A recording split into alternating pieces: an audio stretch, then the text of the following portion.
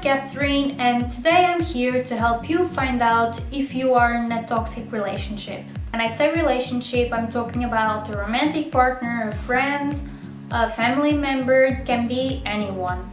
I've seen many people in toxic relationships, and I myself have been in a few toxic friendships in the past with people who did me no good, and I want to make a list of all the red flags of toxicity in a relationship so you can find out if you are in one or not. Usually the people who are the problem in the relationship tend to be very controlling and very manipulative, and that's the first red flag. However, not all people who have controlling tendencies are toxic for other people, because there are two types of controlling people. The first type is people like me. I always feel the need to have everything in my own life controlled. I need to have things planned, I have to know what's going to happen in the future, but I don't like to control other people's lives. I give them their own space and I'm totally fine with what they do.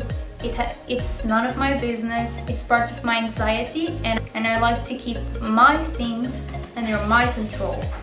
On the other hand, there are people who control your life, and those are the ones you should worry about. They tell you where you can and can't go, who you should hang out with, what you have to do, what you can't do. That's very problematic, and those are the type of people I'm talking about today. The only people who are allowed to have a certain responsibility over your decisions are your parents, if you're still dependent on them or if you're still a minor.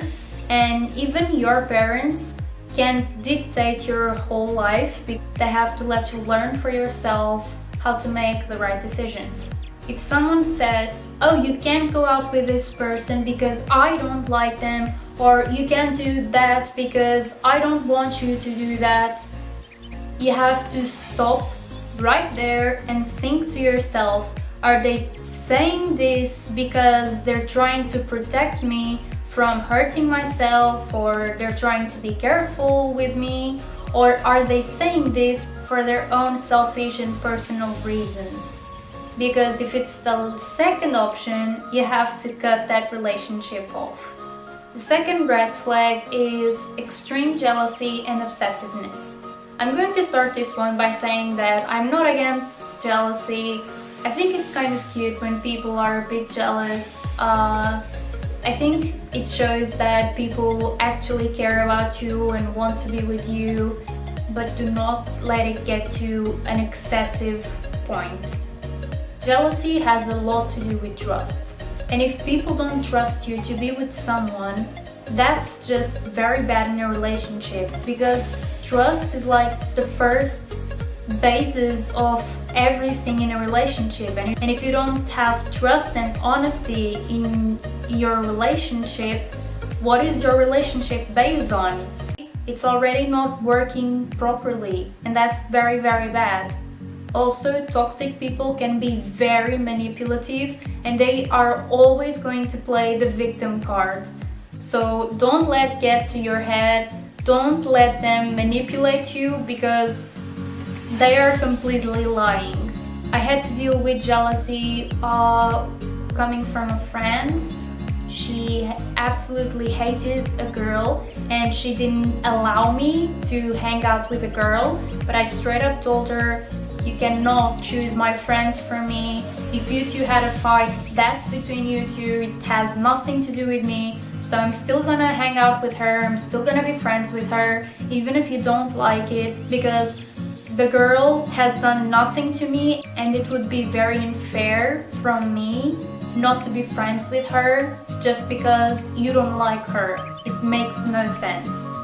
The third red flag is negative criticism. When you start to get close to someone, you find out more about their flaws and their imperfections, and you can use that as a way of trying to motivate the person, give them some constructive criticism. Constructive criticism is good. Look at this, 2 thumbs up.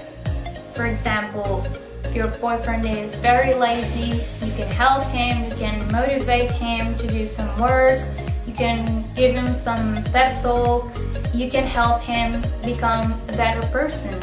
That's also what relationships are for. They bring out the best in you. This sounds very cliche, but it's totally true. But when criticism is used as disdain, that's very bad because you're insulting the person and you're using their flaws against them. You don't have to point out their flaws. That's making them feel much worse with themselves. You should try to help them get rid of those flaws. Friendships and relationships are based on teamwork. You are not opposed to your partner, you are a team and you want that team to win. Another thing is that if you reach a point in a relationship where whatever you do makes the other person feel very upset and very annoyed, that's not working for both of you. Both of you are supposed to be happy and not angry 90% of the time, so just break it off. The fourth red flag is only focusing on the other person's happiness. Like I just said, both people in the relationship need to be happy. If you're always too busy thinking, okay, what makes the other person happy, and you're not focused on making the both of you happy, you're failing yourself.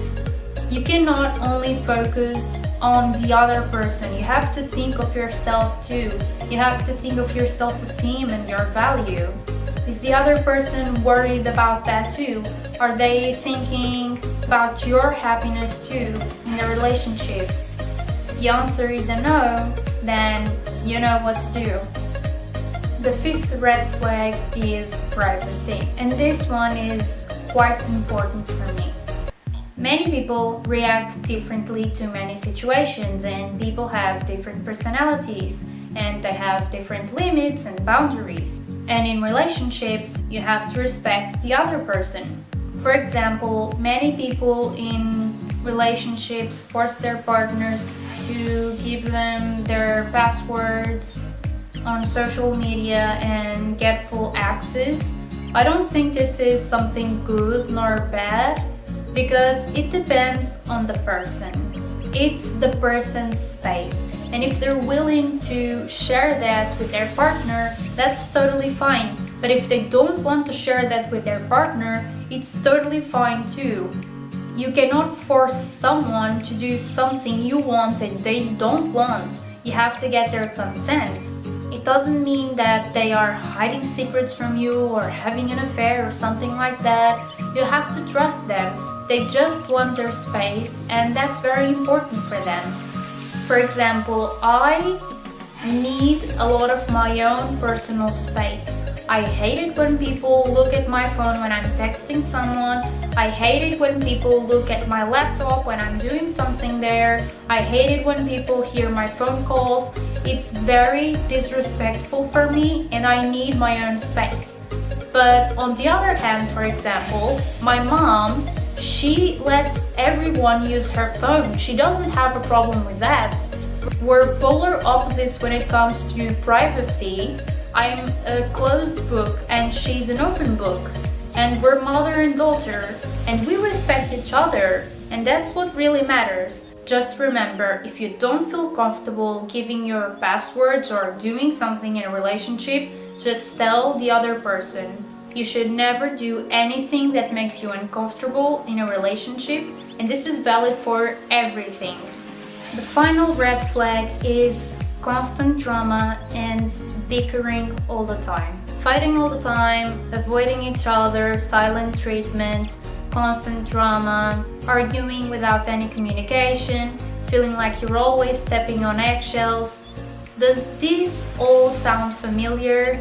If that's the case, you're definitely in a toxic relationship and you have to break up with that person or cut relationships with that person. Stay away from that person because they're hurting you and maybe you're hurting them too. Relationships are supposed to make you happier. They are not supposed to bring messier stuff and problems and cause you stress. I hope you learned some of the red flags of toxic relationships today. I really hope you liked this video. Thank you so much for watching. Thank you so much for all the subscribers.